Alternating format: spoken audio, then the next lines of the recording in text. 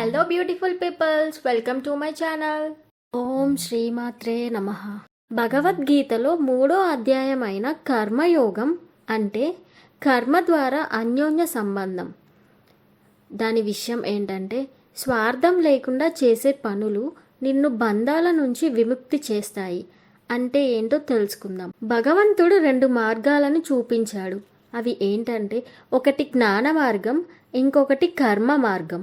కర్మ సారాంశం ఏంటంటే ఫలితాలపై మమకారాన్ని విడిచిపెట్టడం ద్వారా ఆ కర్మలని అకర్మలుగా చేయడమే. అందుచేత కర్మ చేయకపోవడం కన్నా కర్మ చేయడమే అత్యుత్తమం.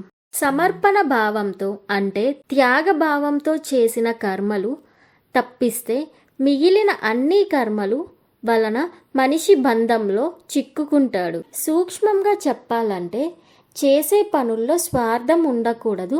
పనులన్నీ ఆరాధన భావంతో చేయాలి. అయితే అర్జునుడు శ్రీకృష్ణ భగవానుడితో ఇలా అన్నాడు.